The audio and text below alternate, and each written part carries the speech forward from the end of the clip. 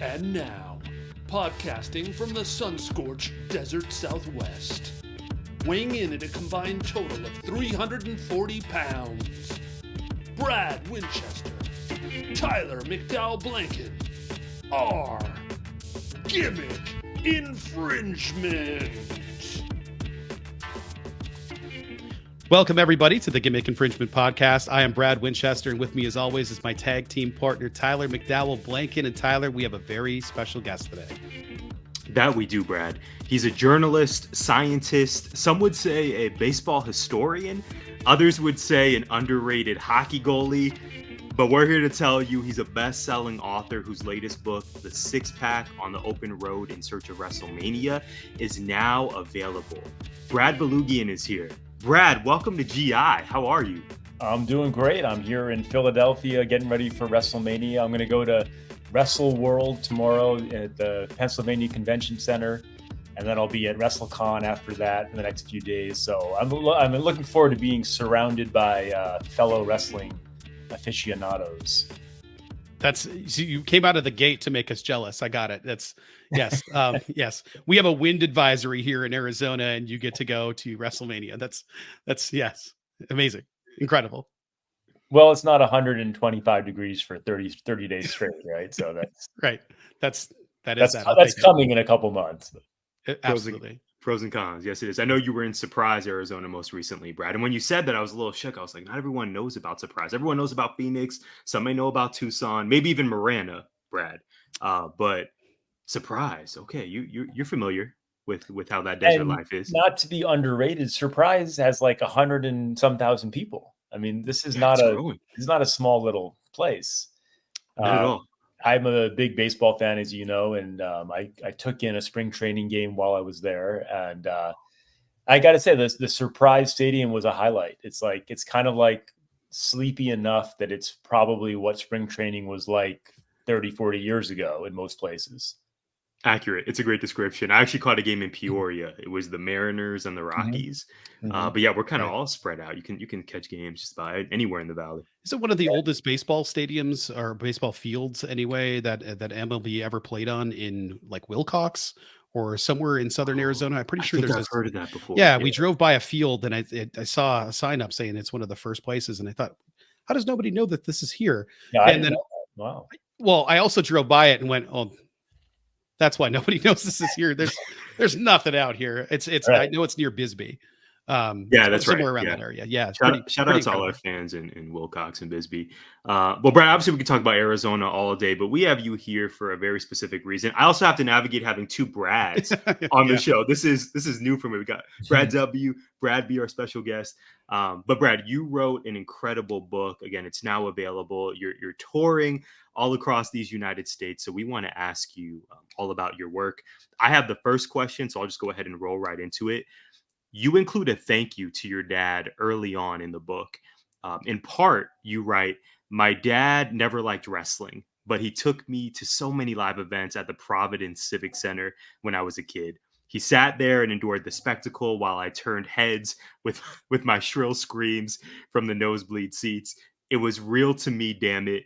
And so too was my dad's love."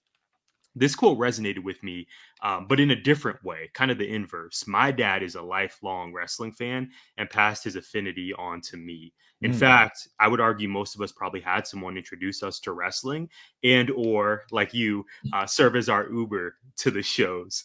So here's my question for you. You grew up in Rhode Island, and from an early age, you caught that wrestling bug, and fell in love with the business. How openly did you share your love of wrestling with your classmates? And did you fall out of love with the business at any point during your adolescence? Yeah, I was fully open and out of the wrestling closet in elementary school. And we all talked about it. I had the lunch boxes and the figures. And I mean, maybe, probably like now that I think about it, in junior high school, maybe I wasn't publicizing it quite so much, once puberty rolled around.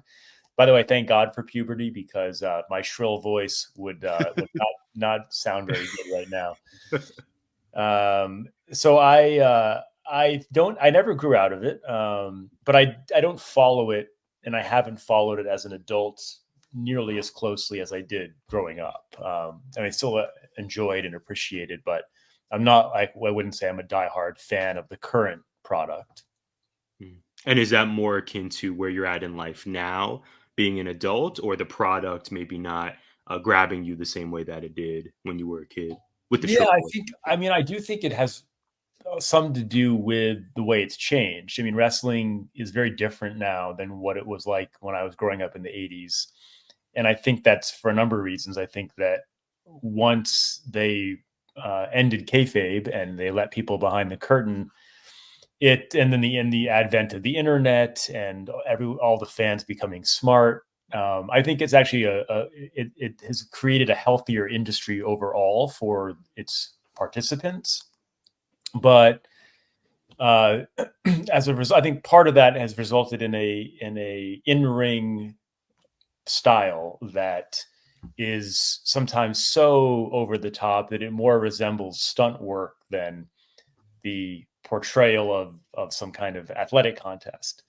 And so I just have a hard time when in a match, when there's all these high spots and there's this, this moonsault into this move, and the DDT is just like an average move, and then everyone just pops right up and keeps wrestling, and they do the finisher 7 times. It's like, where's the psychology in that? And I mean, I do think it's really impressive athletically what they do now versus what they did back then. And I think that having more appreciation for a good work rate is generally a good thing. But I think it's lost me a little bit because of that. It's also lost me a little bit because I just don't find the characters as compelling to me. Like, I actually kind of miss some of the old school ridiculousness of the characters. And when everyone now is a Seth Rollins or a Cody Rhodes, and you're just kind of an extension of your own personality with a catchphrase and a ability to cut a promo, if everyone's like that, there's a certain monotony, I feel like, among the top wrestlers that makes it harder to be as engaged as I was when you had. I mean, when you think about, if I just throw out the names, Macho Man, Ultimate Warrior, Hulk Hogan, Iron Sheik, Jake the Snake, those are characters. Yes.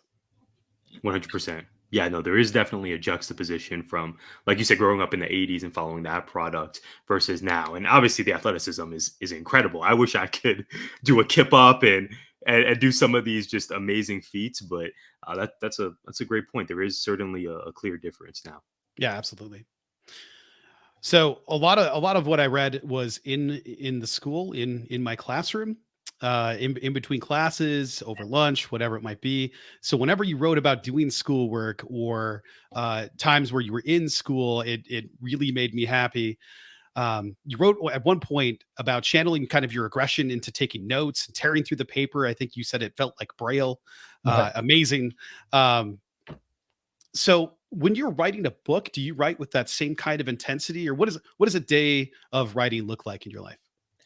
Well, I actually think that, so on this road trip for this book, excuse me, I drove 12,525 miles.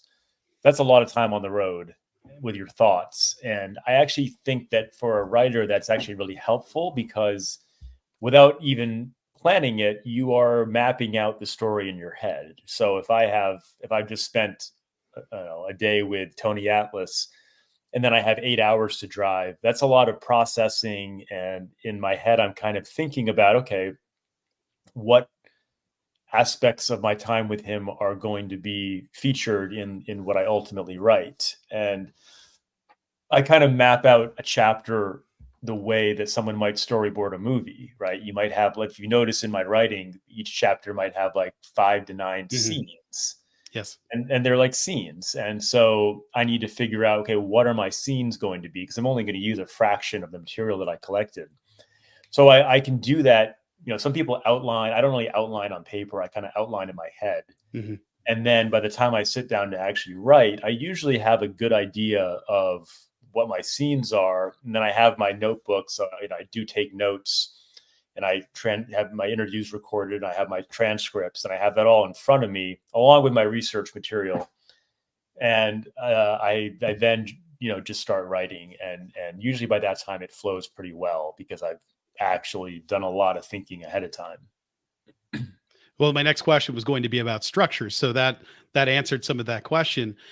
I guess the big thing was, how did you choose baseball cards and the wrestling figures for your lens? Because I know you referred to them as one of my favorite words. I learned it from Alfred Hitchcock, your MacGuffin, Right. for the book. And I'm just curious as to how you came to that. Was it you picked up Shiki one day and looked at it and went, this is it? Or was there some other process? Well, really, the first MacGuffin was the wax pack, which you Right. can't get a more perfect MacGuffin than that, Yeah. right? Which is this pack of baseball cards that's never been Totally. opened, and it's got 15 cards in it, which is just the right number for like 15 chapters in a book. And I mean, the wax pack book itself looks just like the pack of cards. And so that was an easy one. That was like, I mean, that idea kind of sold itself, right? As just a Right. novel idea. So coming up with another one, short of doing another pack, which I didn't want to do because I didn't want to just go back and do the same thing over again. I came up with this idea because I had this backstory with the Iron Sheik, where I had previously was going to work on a book with him, and it went completely sideways. And I wanted to revisit that story and have that be kind of the backdrop and the prologue to a new story. And I wanted to go find him again, but I also wanted to write something that was about much more than just him, that it was about wrestling, and it was about this era in wrestling, and it was about myth versus identity, and to what extent these guys from this time became their characters. And so so for my MacGuffin for this one, I said, well, what if I focused on the event in Madison Square Garden where the Iron Sheik became the champion? And the people that I tracked down are the people that were wrestling on that show, in addition to Hulk Hogan and Vince McMahon, because you kind of have to include them for this type of story. Makes sense. Absolutely. And continuing to discuss the book, Brad, we received an advance copy, and my physical one is on its way. Your Okay. words, your words feel like a love letter to 80s wrestling. In the book, you spotlight 6 wrestlers, including the aforementioned Iron Sheik, Hulk Hogan, Tony Atlas, and Tito Santana. In this quest to discover what each performer is doing today, you seemed intent on unlocking the humanity beneath each of these larger-than-life figures. What surprised you most while making the 6-pack come to fruition? I just how much these guys have sacrificed and dealt with to be where they are now. Some of the stories of Tito Santana growing up in Mission, Texas, as a migrant farm worker with his family, and traveling all over the country every season and encountering some racism. And then later on, having a dad that was basically philandering and not a very good father, and that relationship, the strain of that. And then him going on to be this very successful wrestler who it seemed had it all figured out and had this great family life. But then a couple of years ago finds out that he's got a daughter, and that completely throwing him off and his whole family off, and having to accept that, as I say in the book, Tito Santana is this virtuous, perfect, good guy babyface, but Merced Solis, who's the real person, is not, and that's okay, right? And I think maybe he bought into his Tito Santana character a little bit too much at some point, and just like Terry Bollea maybe became Hulk Hogan to an unhealthy degree, or certainly Khosrow Vaziri became the Iron Sheik, Bob Remus becoming Sergeant Slaughter to the point where he was out there in public, saying he served in Vietnam when he hadn't. That caused a lot of problems. So, these characters are a double-edged sword. It's the source of their fame, but it's also the source of their misery in many ways. Yeah, we've heard Ric Flair talk about going from Ric Flair to just becoming whatever that character was and having no separation. That the Tito chapter really got me, because hearing him having COVID and then looking at the expression on his face, I know that resonated with me quite a bit. at the beginning of your chapter, sometimes you use definitions, or most of the time, and Vince McMahon is that Vince McMahon, Mr. McMahon chapter starts with definitions on it, and sport and entertainment and sports entertainment. I loved that. I don't know why it was just such a little thing. I just absolutely love it. But you obviously wrote this book before the Vince lawsuit came out. Now we live in a culture of instant information and instant explanations. Have people been asking about why Vince isn't more criticized in this book? Yeah, I mean, I've gotten a couple like early, comments or reviews where people are like criticizing me for not being psychic, I guess. It's not how books work. And and or saying like, why didn't I do more digging on like the women that work for the company? And it's like, well, first of all, that wasn't the point of this book. Right. This isn't something. I think it's unfair when people criticize you for not writing the book they wanted to read. And at the same time, I do talk about Vince, and I don't think he comes across very well based on the testimony of all these wrestlers. And I tracked down a lot of people that worked in the office who we haven't heard from before, whether it's the CFO or the head of TV production or the editor of the magazine. And, they had not very flattering things to say about how he conducted business with them. Right. Yeah. I have no further questions on that. I thought you did a great job setting up and talking about his early life and his childhood and Vince Senior and all of that. And I thought, it was a great explanation of him. And I didn't feel like he didn't come off so well based on the testimonies of other people. I thought you did great work with that. I think Vince Jr., the common theme is people saying he would not follow through on his word. Yeah. Simple as that. Yeah. And that's a big thing. Yeah. So Sergeant Slaughter and the Bob Remus, you just brought him up. Okay.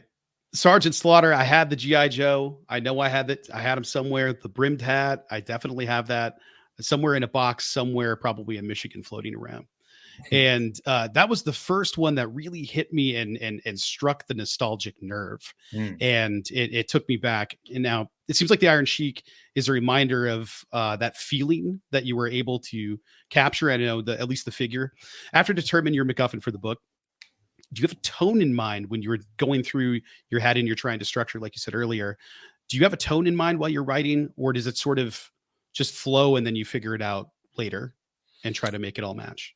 Well, I try to have a certain degree of levity in these books and humor, and that's why I'm in the story, because I'm trying to put the reader in my shoes. And I think even when you're dealing with some pretty heavy, dark stuff, when you stand back, you're still writing a book about wrestling, professional wrestling, and which is really about fun and nostalgia.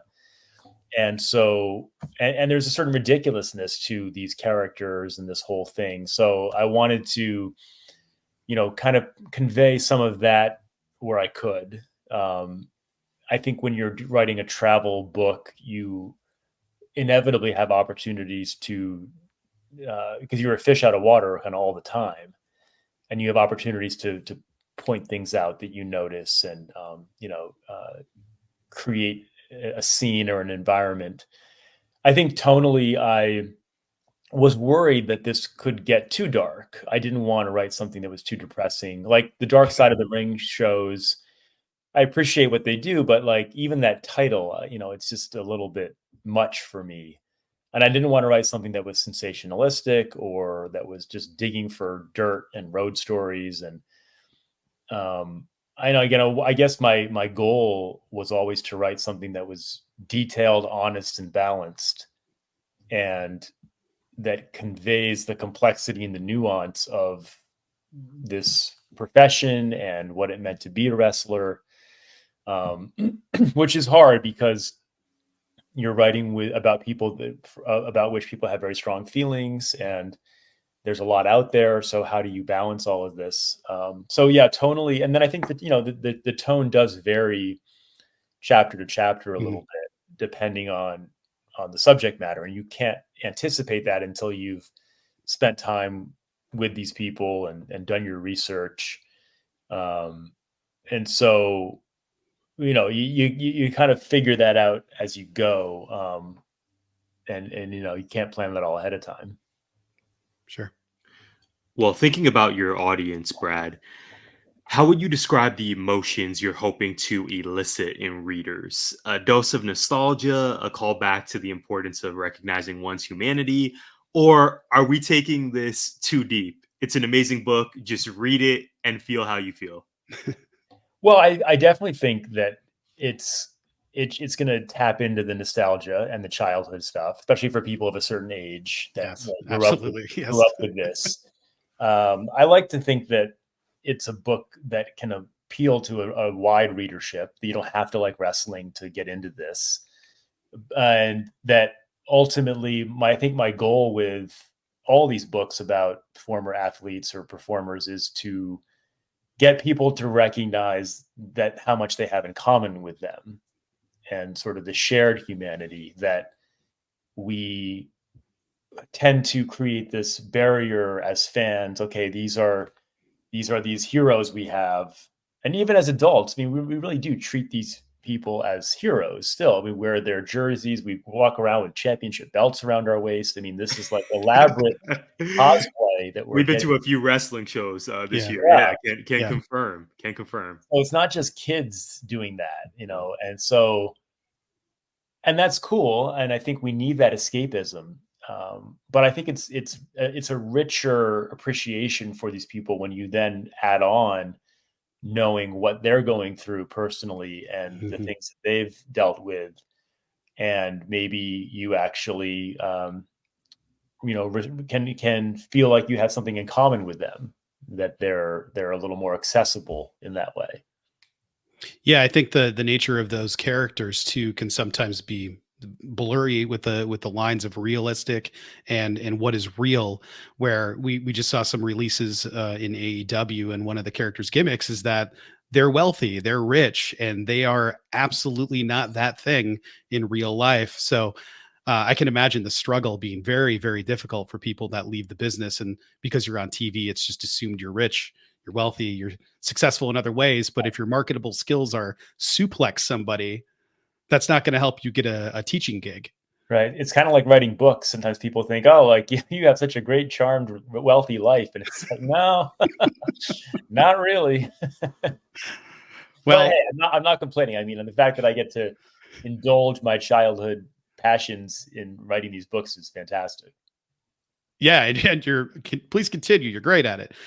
You can check out the bradpack.com for the Patreon link, correct? That's where you can Yeah. get So that. I'm excited to have all this extra information that I collected and all this research. I've always thought, like, why aren't books more like DVDs used to be, where you'd have all the special features, right? Yes.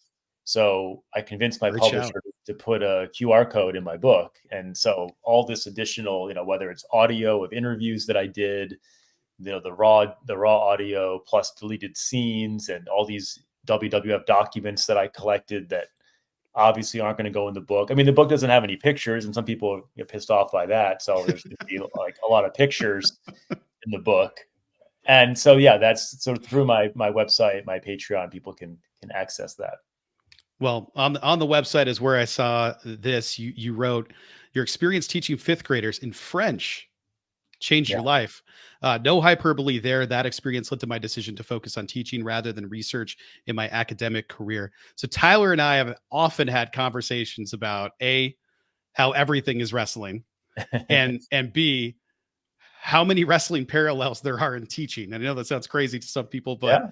there are. Do you see parallels in your career with professional wrestling? Well, I think it's fun for one to think about, daily life in terms of wrestling. Like, I Yes. think it's fun to use the terminology, right? Like Yeah. that's the heel That's a turn, heel, and yeah. like, I'm gonna, whatever, we're gonna have an angle, we're gonna, Yeah, it's a work. Yes, it's a work. turning Yeah. heel, it's a shoot, Yeah. Yeah. I got heat. I got heat for that email I sent. Yes. Yeah. exactly. It just we That's could that's spend an fun. hour talking about that. Definitely. I also think that my career as a scientist, it mirrors the journalism, because both are about seeking truth Mhm. and going through a process of having some question and having a hypothesis and collecting data to test that hypothesis. And, doing a PhD on Tahitian insects in many ways prepared me to write a book about Hulk Hogan and the Iron Sheik, because I was taught to think in that systematic way, that scientific way that you have to go through when you take on a project like this, where you're trying to answer some big question. Was your defense like a wrestling match for your PhD? I feel Maybe I should have. I should yeah. have just gone into and cut a promo for like an hour on insects. I Yeah. want to know what the gear was, the Yeah. entrance music. God help them if Made they this left sound- a chair for you. I will say, Yeah. I organized a conference in graduate school for all the grad students where they gave their research presentations, and I did implement walk-up music or entrance music for each speaker. So I was Amazing. kind of like forcing my wrestling love, and I think most people were like, "Wait, what? Like, what? Yeah. Why are we doing this?" And I was like, Very "No, subtle. just trust me. This is fun." That's amazing. I love it. So you compared Phoenix and the area, Surprise, Arizona, to the Return of the Jedi Death Star specifically. Okay, Tyler, it was a work in progress. The frames of new development pushing further and further towards the ring of mountains in the distance. So I feel exactly the same way. It's exactly what I thought when I moved out here. I couldn't believe how many people lived in this area because it doesn't feel like a big city. It feels like a flat city. Right. Tucson is the same way. There's 1 million people in Pima County, and it feels like I'm driving through Green Bay. It's wild. When I first heard of the infinite chessboard, somebody brought up game theory to me. That's what I think of Phoenix. It's just sort of, I don't know if it'll ever stop. It sort of seems Right. like there isn't a plan, but the city keeps on going. If you could compare your drive to create and write to do something, what would it be and why? So your drive to create and write, is there a comparison there? Phoenix is our Surprise. It's Death Star. Like Incomplete. you're talking about like an analogy for my motivation to Yes, create. absolutely. Ooh. Wow. This is getting deep. I mean, I need to get back to you on this one. This is I think it is it's kind of like detective work. I mean, I feel there's a certain, I mean, that's why I frame these books as in search of, because it makes it easier structurally to always remind myself that I'm on the hunt, right? I'm fishing. I'm out there collecting evidence. I'm piecing something together.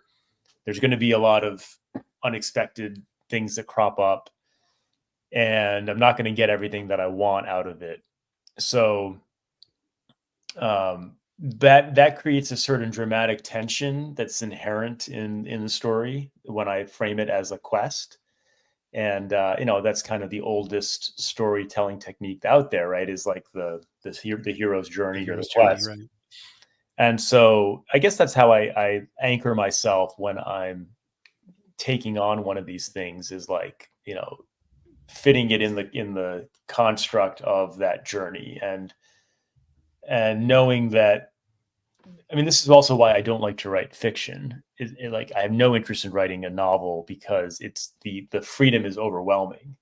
When I write a nonfiction book, I like the constraints of the limits of truth being out there. And I mean, I'll never get to 100% truth, but I can get enough of an approximation that is going to make people happy. It's so interesting you say that, Brad, because you're in this book spotlighting a business that is built on hyperbole, exaggeration, sometimes just flat out lies, right? To sell tickets for entertainment.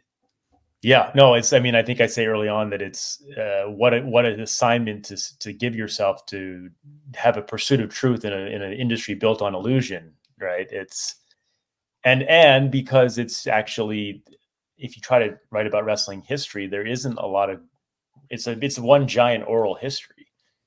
I mean, outside of like the Wrestling Observer, which is one person's take, There wasn't news coverage of wrestling. It's not like it was written. I mean, it wasn't covered by the newspapers because it was considered entertainment and not real sport. And so what is the truth? And when you talk to these wrestlers, they don't even know a lot of the time. They think that this happened or that happened, but it's either they don't remember or they've been fed the same lie so many times, they just repeat it. So it's not easy to write a historically accurate book about wrestling. Right. Right. Well, I'm going back to what you said earlier. My mind is kind of stuck on it. The parallels between a journalist and a detective, right? Like when I was in journalism school, which is many moons ago now, I don't know that I really actively thought about that, but you're so right. Like we're seeking truth. We're trying to piece together different versions of the truth to create one coherent story for an audience. We may not wear like fedoras, right, as much as detectives historically, but we're doing a lot of that same work. That being said, though, Brad, this is our last question for you. So you wrote a recent blog post in which you referenced how wrestling events include the disclaimer card subject to change. And here's a quote from that piece. You write, "I have an idea of where I want to stop in between, but it's all subject to change, be it for weather or a whim or anything in between. Stay pliable, loose, open, and you remain poised for rolling with the things that aren't in your control," which is a lot. Write in pencil, not pen. Be an ellipses, a semicolon, just not a period. So my question for you, this is a topic that my Brad and I discuss quite often, the difference between your 30s and your 40s. In your life, what have you noticed are the biggest differences between those two decades? Well, I actually have been thinking about this because in some ways the two books I wrote reflect those differences. In the Wax Pack, when I was on the road, I was 34. And in that book, I do some crazy stuff like pretending to be a millionaire home buyer to sneak onto a golf course to ambush Carlton Fisk. That's right. That detective work coming back. Yeah. And I talk Yes. about a lot of my like Tinder dates and my personal life. And that was all relevant to that story. But when I got into this next book, which again, I'm in the book, but now in my 40s, I realized it would be self-serving and unnecessary and irrelevant to talk about a lot of that stuff now. It's not like my life is that meaningful or important that I need to talk about my personal life forever. And I did that. And I think the scene in this book that best underscores my maturation process is when I'm in Hulk Hogan's karaoke bar in Clearwater, Florida. And I've been searching for him, and there he is. And all you have to do to get to meet him is go sing a song. And I had this moment where I was like, yeah, probably if this was the Wax Pack, I would have probably gone and sang Pat Benatar's "Hit Me With Your Best Shot" or something and gone up there and met him. But I didn't feel, I was like, I don't need to do that to tell this story. That would be doing it for the wrong reason. It would be doing it for just a gimmick versus needing it really to be meaningful. And so I think that's maybe one thing is just being a little less performative and being a little more comfortable with, getting older. Hopefully that doesn't mean if I write a book in my 50s, I'll just be, sitting on my couch the whole time and it won't be a very good road story. But yeah, I think it's a sign of it's healthy if I'm changing as I take on these projects and aging in a good way. Yeah, it's an evolution. Absolutely. Well, Brad, thank you so much for joining us. I guess this is really the final question we have for you. What are the best ways to follow your work and show love? Sure. And thanks for having me on. People can get the book. It was out yesterday. It's out there in the world. Please, wherever you get your books, online, in person, you can pick it up. And then if you like it, please do share your love and let me know. I'm on social media, Twitter, Instagram at Brad Pack Books. My website, thebradpack.com, has plenty of information. So I hope people will get in touch. Beautiful. Brad's the real deal. Both Brads, both of my Brads here. Support Brad though. Brad, thank you again for coming on. We hope you all enjoyed this interview as much as we did, and we'll see you on the next episode. Gimmick Infringement is a part of 19 Media Group. You can listen to us on Apple, Spotify, iHeartRadio, or wherever you find podcasts. You can also find us on YouTube via the 19 Media Group channel. Please like, subscribe, comment, and share.